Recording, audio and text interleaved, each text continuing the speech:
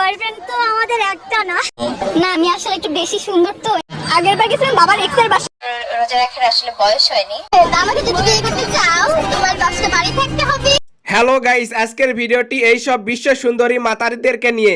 এদের কথা শোনার পর তোমার নিচে দুইটা বিচি কান্দে উঠে যাবে। এদের কথা শোনার পর বিয়ের স্বাদ মিটিয়ে যাবে, আর মুখ থেকে একটাই গালি বের হবে এই সব মাতারিদের উদ্দেশ্যে।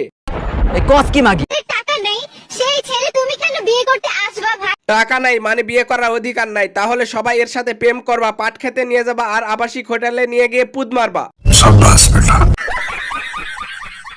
না আমি আসলে একটু বেশি সুন্দর তো, এই জন্য সবাই মনে করে কি যে আমার মনে হয় অনেকগুলা 3-4টা বয়ফ্রেন্ড আছে আগে থেকে, এই জন্য হচ্ছে কেউ আসলে আমাকে প্রপোজ করে নাই। আহা গো সোনা গো আমার, তুমি এত সুন্দর তারপর তোমার কেউ প্রপোজ করে না? এটা কোনো কথা? কেউ নাকি এর মুখে মুতিচ্ছে না। লালু মুইতা দে তো। দেশটা ধ্বংস করে ফেলাইতেছে এই সরকারটা, জুতাতে বাইরে খেতানো উচিত। হাসিনা আসলে অনেক ভালো হবে। আগে 6 লাখ টাকা পরে মার্কেট করছিলাম, এইবার তো এই যে আজকে মাত্র 10,000 টাকার করলাম আর কি। এই বছর ওই যে হাসিনা গেছে গা। এই দেখো একজন সফল চামড়া ব্যবসায়ী, এর কাস্টমার গুলো বিদেশে, তাই এবার মার্কেট করতে পারছে না। এখানে মেয়েদের একদমই উচিত না। তুমি পড়া বসে নাও টাকা দেখে শুরু করো। না মাথায় কই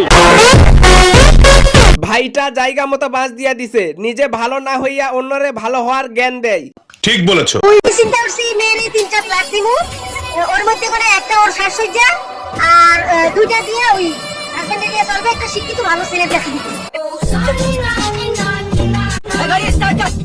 দাঁড়াও দাঁড়াও, এত উত্তেজিত হয়েও না, ভালো কইরা খোঁজ খবর নাও, না হলে দেখা যাবে উপরে ফিটফাট নিচ দিয়া সদরঘাট। জামাইরে কি ফ্ল্যাট দিব, নিজেরাই বাসা ভাড়া ঠিক মতো দিতে পারে না, তাই সাবধান। আমাকে যদি বিয়ে করতে চাও তোমার 10টা বাড়ি থাকতে হবে, 5টা গাড়ির মালিক হতে হবে, আমাকে আইফোন 16 প্রো ম্যাক্স কিনে দিতে হবে অনেকগুলা। এরে বিয়ে করতে 10টা বাড়ির মালিক হতে হবে, 5টা গাড়ি থাকা লাগবে, আইফোন কিনে দিতে হবে। আসলে এর চেহারার সাথে এগুলো যায়। এখন বয়ফ্রেন্ড তো আমাদের একটা না, একটু পরে আমার একজন বয়ফ্রেন্ড আসবে এখানে। আজকে 50 নিয়ে আসছি, তো কাল তো 1 লাখ টাকা আমাকে পাঠাইছে। এখন দেখি মানে যার সাথে কথা বলে জাস্ট এক সপ্তাহ। আই এম তো অবাক, এরা এক বয়ফ্রেন্ডের থেকে টাকা নাই আর এক বয়ফ্রেন্ডের নিয়ে মার্কেট করে। তাই তো বলি এদের এত টাকা ঈদ বাজেট আসে কোথা থেকে? যত বয়ফ্রেন্ড তত টাকা। রোজা রাখার আসলে বয়স হয়নি। রমজান আসলে আমার খুব পছন্দের একটা সময়, খুব পছন্দের মাস। আমারে কেউ পাবনায় নিয়ে যায় রাই খায়, এ বলে কিনা এর নাকি রোজা রাখার বয়স হয়নি। আমি বিশ্বাস করি না। রোজা রাখার বয়স হয়নি, ইন্টারভিউ দেওয়ার বয়স হয়েছে। এদের গালে শুধু আগের বার গেছিলাম বাবার এক্সের বাসায়, এইবার দেখি মায়ের এক্স।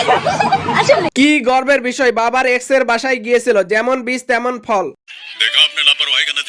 এর বাবা মার যদি নাং থাকে, এর জানি কতগুলো আছে। গাইস ভিডিওটা যদি ভালো লেগে থাকে ভিডিওতে একটা লাইক আর চ্যানেলটাকে সাবস্ক্রাইব করে দিও। দেখা হবে নেক্সট ভিডিওতে।